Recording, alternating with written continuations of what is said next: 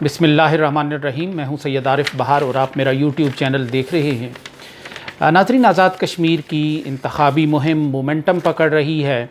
اور 3 بڑے پلیئرز جو اس انتخابی میدان میں اس وقت موجود ہیں، ان میں آزاد کشمیر کی حکمران جماعت مسلم لیگ نون، پاکستان کی حکمران جماعت پاکستان تحریک انصاف اور سابق حکمران جماعت پاکستان پیپلز پارٹی اس وقت میدان میں موجود ہیں۔ تینوں جماعتوں کی قیادتوں نے یہ فیصلہ کیا ہے کہ وہ اپنی مرکزی قیادت کو اور قائدین کو آزاد کشمیر کے اس انتخابی اکھاڑے میں اسی طرح اتاریں گی جیسے کہ گلگت بلتستان کے انتخابات میں ہوا تھا۔ پاکستان پیپلز پارٹی نے بلاول بھٹو زرداری کو لانچ کر دیا ہے انتخابی مہم میں۔ انہوں نے ساؤتھ آزاد کشمیر میں کوٹلی اور ڈڈیال کے جلسوں میں خطاب کر کے آزاد کشمیر کی انتخابی مہم کو آگے بڑھایا ہے، اس میں تیزی پیدا کی ہے۔ اسی طرح پی ٹی آئی نے وزیر اعظم پاکستان عمران خان کو کئی انتخابی جلسوں سے خطاب کرنے کا ایک پروگرام ترتیب دے رکھا ہے۔ مسلم لیگ نون کی طرف سے کہا گیا ہے کہ مریم نواز اور میاں شہباز شریف آزاد کشمیر کے انتخابی جلسوں سے خطاب کریں گے۔ یوں آزاد کشمیر کی انتخابی مہم میں جب یہ قائدین اتریں گے، الزامات کی سیاست ہوگی، بیچ دینے کی بات ہوگی، فروخت کر دینے کا بیانیہ ہوگا، چوری کے الزامات ہوں گے، منی لانڈرنگ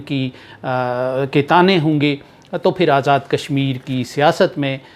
زیادہ تیزی آئے گی، انتخابی مہم میں زیادہ تیزی آئے گی اور اس کے اثرات پھر گراؤنڈ پر بھی آئیں گے، جہاں عوام میں ایک تقسیم جو ہے وہ گلی محلوں تک اور گھر گھر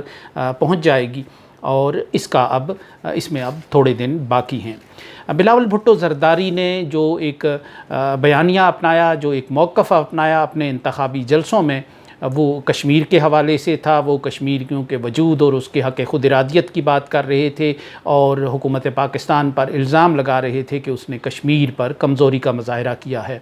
تقریباً اگر ہم گلگت بلتستان کے اس پیٹرن کو دیکھیں تو مسلم لیگ نون بھی وہی فروخت کرو، بیچ دیا، فروخت کر دیا، ختم کر دیا، تباہ کر دیا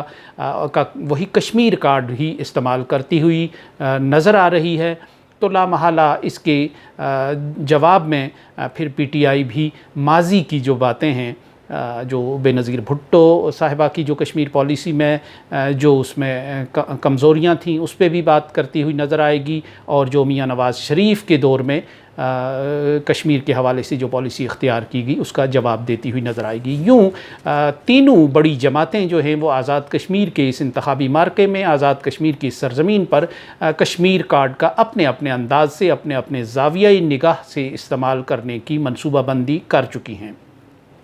لیکن کیا یہ کشمیر کارڈ گراؤنڈ پہ کسی بڑی تبدیلی کا محرک ثابت ہو سکتا ہے یا ثابت ہوا ہے؟ اگر اس کا جائزہ ہم تاریخ میں مختصر انداز میں لیں تو اس کا جواب نفی میں ملتا ہے۔ ماضی میں بھی 80 اور 90 کی دہائی میں پوری قوت کے ساتھ بڑے بڑے سیاسی قائدین نے، جن میں سردار محمد عبدالقیوم خان صاحب جیسے دبنگ اور بہادر قسم کے سیاستدان بھی تھے، انہوں نے بھی بے نظیر بھٹو صاحبہ کی جو کشمیر پالیسی ہے اس کو یہاں ہدف تنقید بنانے کے لیے کشمیر کارڈ کا استعمال کرنے کی کوشش کی گئی۔ ممتاز راٹھور ایک بڑے متحرک اور فعال رہنما تھے پیپلز